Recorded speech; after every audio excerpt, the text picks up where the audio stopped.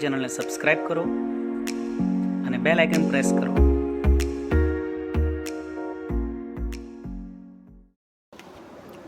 નમસ્કાર વિદ્યાર્થી મિત્રો, હું છું રાજેશ ગોહિલ અને આપ જોઈ રહ્યા છો અમારી ચેનલ એક્સેલન્સ એકેડેમી. આજે આપણે સ્ટાન્ડર્ડ 12 જનરલ સ્ટ્રીમ એટલે કે ધોરણ 12 સામાન્ય પ્રવાહનું ઇંગ્લિશ વિષયનું યુનિટ ટેસ્ટ 3 સપ્ટેમ્બર મહિનાની જે યુનિટ ટેસ્ટ છે 3જા નંબરની, એનું આપણે પેપર સોલ્વ કરવાના છીએ. તમને બધાને પેપર મળી જ ગયું હશે મિત્રો સ્કૂલમાંથી. તો જોઈએ, અહીંયા તમને સામે 3 નોંધ દેખાય છે. There are total 23 questions in this unit test paper. આ પહેલી નોંધ આપેલી છે કે આ પ્રશ્નપત્રમાં, આ યુનિટ ટેસ્ટ પેપરમાં કુલ 23 પ્રશ્નો છે. બરાબર. સેકન્ડ છે ઓપ્શન્સ આર ઇન્ટરનલ એટલે કે વિકલ્પો જે છે તે આંતરિક છે. ત્રીજું છે write the answers of this unit test in a notebook. આ યુનિટ ટેસ્ટના જવાબો તમારે તમારી નોટબુકમાં લખવાના છે અને પછી તમારે એને શાળામાં જમા કરાવવાના છે. તમને ખ્યાલ જ હશે. શરૂઆત કરીએ આપણે સેક્શન એથી. પહેલું સેક્શન જે છે એમાં લખ્યું છે write whether the sentences are true or false એટલે કે નીચે આપેલા વિધાનો ખરા છે કે ખોટા તે કહો. ફર્સ્ટ સેન્ટેન્સ ધ એડજસ્ટમેન્ટ પાર્ટનું છે. નાના was suffering from a short of dissociative personality disorder એટલે કે નાના જે હતા લેખકના તે એક પ્રકારની બે વ્યક્તિઓની પર્સનાલિટી એક જ વ્યક્તિમાં હોય એને કહેવાય છે ડિસોસિએટિવ પર્સનાલિટી ડિસઓર્ડર નામની એક બીમારી, માનસિક બીમારીથી પીડાઈ રહ્યા હતા. તો વાત તદ્દન સાચી છે. તો વાક્ય લખીશું ટ્રુ. સેકન્ડ છે એક્સપેક્ટ ટુ બી લકી એટલે કે તમે હંમેશા એવી અપેક્ષા રાખો કે તમે નસીબદાર છો. વાક્ય તદ્દન સાચું છે મિત્રો, ટ્રુ આવશે.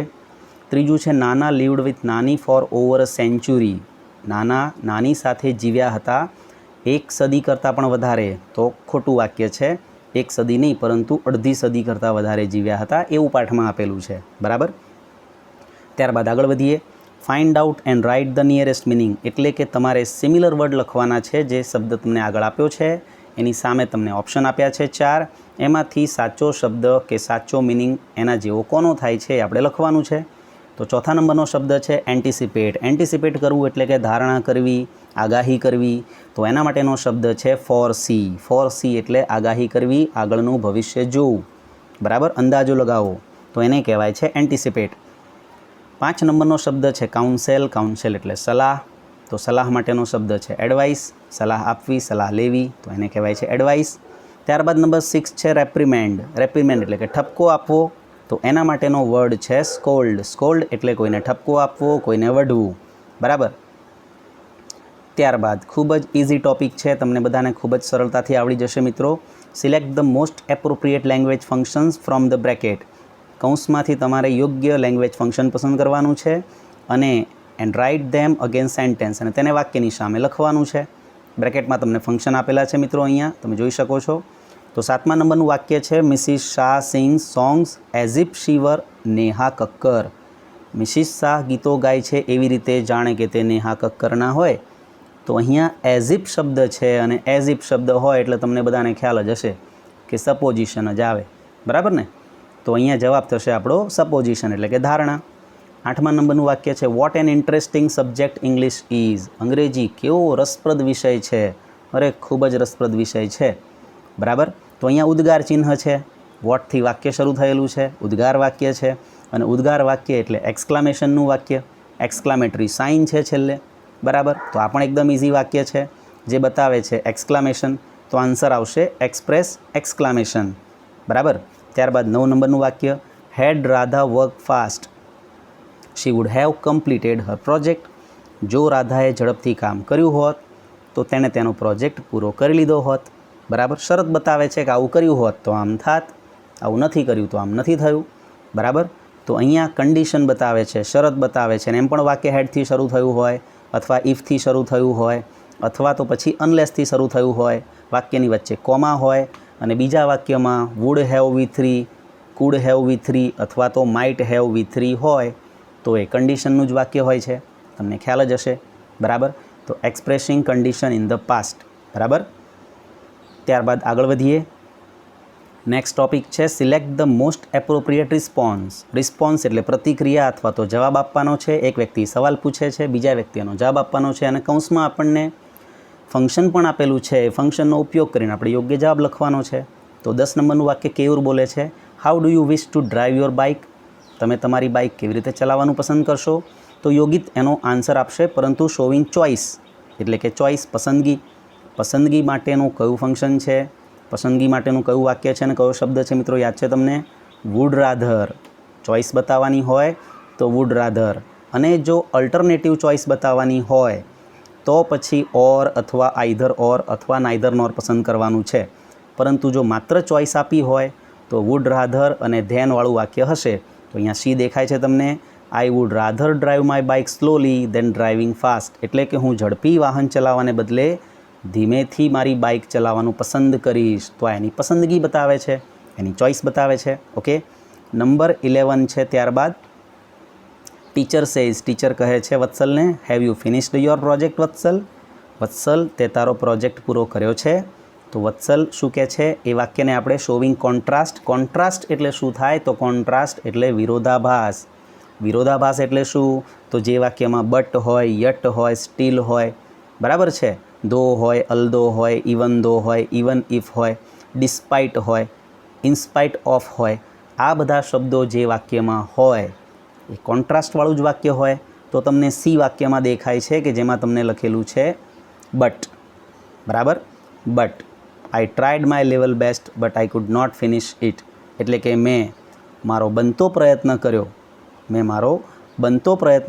But I could not finish it, પરંતુ હું તેને પૂરું ન કરી શક્યો. બરાબર છે. ઓકે મિત્રો, ત્યારબાદ આગળ વધીએ. નેક્સ્ટ ટોપિક છે select and write the most appropriate question to get the underline word or phrases as their answer. નીચેનામાંથી તમારે યોગ્ય પ્રશ્ન પસંદ કરવાનો છે કે જેનો જવાબ અંડરલાઇન કરેલો શબ્દ છે એ જવાબ આવે. બરાબર, તો 12 નંબરનું વાક્ય છે you should think twice before you speak. તમારે 2 વાર વિચારવું જોઈએ બિફોર યુ સ્પીક, તમે બોલો એ પહેલાં. ટ્વાઇસ નીચે લાઈન છે, 2 વાર. તો એનો જવાબ શું હોય? કેટલી વાર. બરાબર, એનો સવાલ આપણે એ પ્રમાણે બનાવવાનો છે કે કેટલી વાર તમારે વિચારવું જોઈએ. તો સી ઓપ્શન આવશે, how often should you think. કેટલી વાર તમારે વિચારવું જોઈએ બિફોર યુ સ્પીક, તમે બોલો એ પહેલાં. નંબર 13, નાના ઓલ્સો કેપ્ટ ક્વિબલિંગ વિથ નાની ફોર સિલી રીઝન્સ. નાના નાની સાથે વાદ વિવાદ કરતા હતા સાવ તુચ્છ કારણો માટે, સાવ મૂર્ખામી ભર્યા, સિલી રીઝન, મૂર્ખામી ભર્યા કારણો હોય એના માટે પણ નાના નાની સાથે વાદ વિવાદ કરતા હતા. બરાબર, તો શા માટે? વાય ડીડ નાના કીપ ક્વિબલિંગ વિથ નાની? તો સાવ મૂર્ખામી ભર્યા કારણો માટે. બરાબર, ત્યારબાદ આગળ વધીએ. સેક્શન બીની અંદર ક્વેશ્ચન આન્સર છે. 14 નંબરનો સવાલ છે, હુ વોઝ અ સાયકેટ્રિસ્ટ?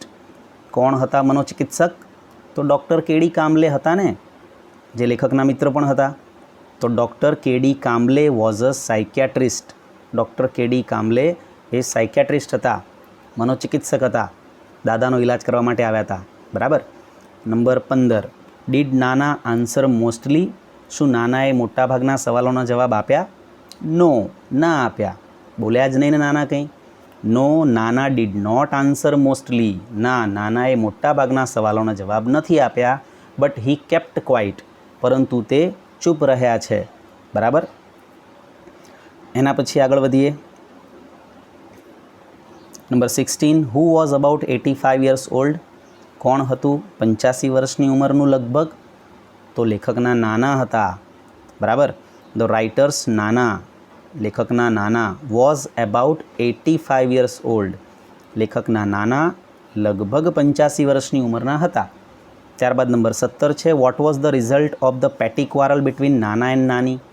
નાના અને નાની વચ્ચે જે પેટી ક્વારલ એટલે કે સાવ નજીવો ઝઘડો થતો, એનું રિઝલ્ટ શું આવતું, એનું પરિણામ શું આવતું? તો ધ પેટી ક્વારલ બિટવીન નાના એન્ડ નાની, નજીવો ઝઘડો જે નાના અને નાની વચ્ચે થતો, રિઝલ્ટેડ ઇન્ટુ લોંગ સાયલેન્સ, એ લાંબી શાંતિમાં પરિણમતો. નાના નાની એકબીજા સાથે બોલતા જ નહીં, વાત જ ના કરતા. સાવ નજીવો ઝઘડો હોય, કોઈ વાતમાં કંઈ દમ ના હોય, એવા ઝઘડા માટે પણ તેઓ એકદમ શાંતિમાં જતા રહેતા, એકબીજા સાથે વાતચીત ન કરતા. બરાબર. ચાલો ત્યારબાદ આગળ વધીએ. Number 18, what happens when we breathe? શું થાય છે જ્યારે આપણે શ્વાસ લઈએ છીએ? તો વેન વી બ્રેથ, આમાં તો બેઠો જવાબ આપેલો છે પેરેગ્રાફમાં, તમે જોઈ શકો છો. વેન વી બ્રેથ, જ્યારે આપણે શ્વાસ લઈએ છીએ, there is a microscopic movement in the cranial bones. which in turns allow the cerebrospinal fluid to move freely through the spinal column and the skull. એટલે કે જ્યારે આપણે શ્વાસ લઈએ છીએ ત્યારે અતિ સૂક્ષ્મ એવી હિલચાલ થાય છે આપણા ખોપડીના હાડકામાં, બરાબર, જે વારાફરતી રજા આપે છે, એલાઉ કરે છે સેરેબ્રોસ્પાઇનલ ફ્લુઇડને, એટલે કે એક પ્રકારનો સ્ત્રાવ છે જે મુક્ત રીતે ફરી શકે આપણા કરોડરજ્જુમાંથી અને આપણા જે ખોપડીના હાડકા છે એની અંદર આસાનીથી ફરી શકે એ માટેની પરવાનગી કે રજા આપે છે, બરાબર. જ્યારે આપણે શ્વાસ લઈએ છીએ ત્યારે એક હલનચલન થાય છે આપણા ખોપડીના હાડકામાં, બરાબર. તો તમને દેખાય છે પેરેગ્રાફમાં બેઠો જવાબ આપેલો છે, પહેલી જે 2 લાઈન છે તે. ત્યારબાદ what happens when we are tensed or upset. જ્યારે આપણે ટેન્સ હોઈએ એટલે કે તણાવમાં હોઈએ, અપસેટ હોઈએ, ઉદાસ હોઈએ ત્યારે શું થાય છે? તો એ જવાબ એના પછીની 2 લાઈન છે અને આપણે વેન સવાલમાં આપેલું છે એટલે સવાલમાંથી શરૂ કરીએ કે when we are tensed or upset, જ્યારે આપણે ટેન્સ હોઈએ એટલે કે તણાવમાં હોઈએ અથવા તો ઉદાસ હોઈએ છીએ ત્યારે આપણે શું કરીએ છીએ, ત્યારે શું થાય છે?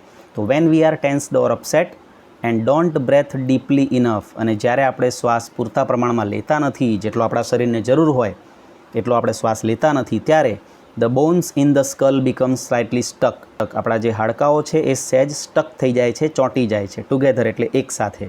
Preventing the fluid to circulate properly, અને એની અંદરનું જે સ્ત્રાવ હોય છે, જે ફ્લુઇડ હોય છે, જે પ્રવાહી હોય છે એ યોગ્ય રીતે સર્ક્યુલેટ થઈ શકતું નથી, એટલે કે વહી શકતું નથી, બરાબર છે.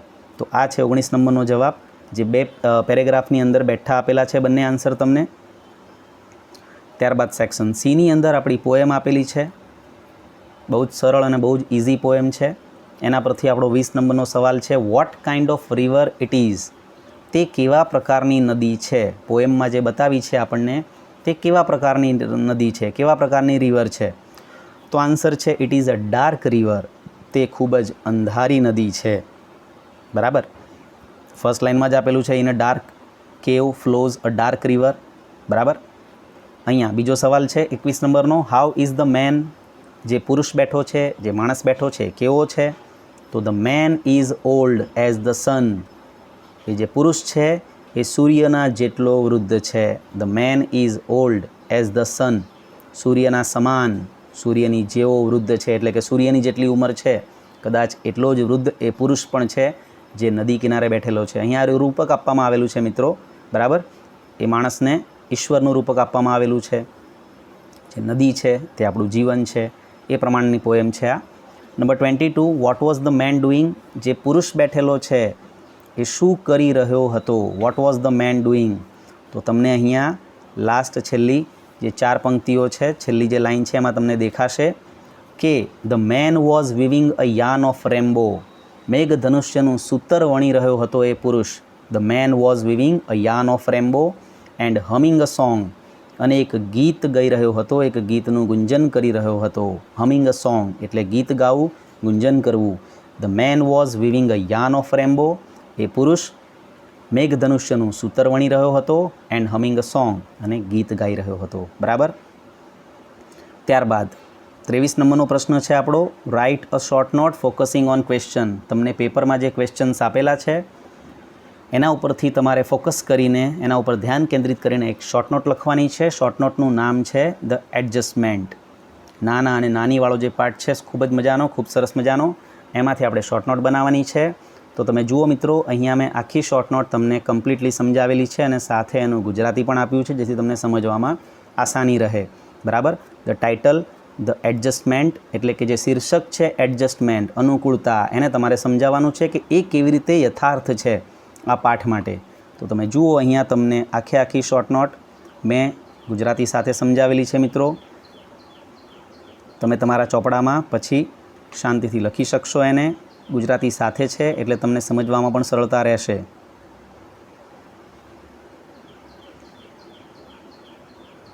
અહીંયા મુદ્દા પાડીને આપેલી છે શોર્ટ નોટ, પરંતુ તમારે પરીક્ષામાં એક પેરેગ્રાફમાં લખવાની છે, મુદ્દા પાડીને નથી લખવાની. પરંતુ તમને સમજી જાય ખૂબ જ સરળતાથી એટલા માટે મેં અહીં મુદ્દા પાડેલા છે અને તમને મોઢે કરવામાં, તૈયાર કરવામાં સરળતા રહે. ઓકે મિત્રો, તો તમને આ આખો જ યુનિટ ટેસ્ટના જવાબો તમને સમજાઈ ગયા હશે એવી આશા રાખું છું. ફરી મુલાકાત કરીશું બીજા વિડીયો સાથે. ત્યાં સુધી ગુડ બાય.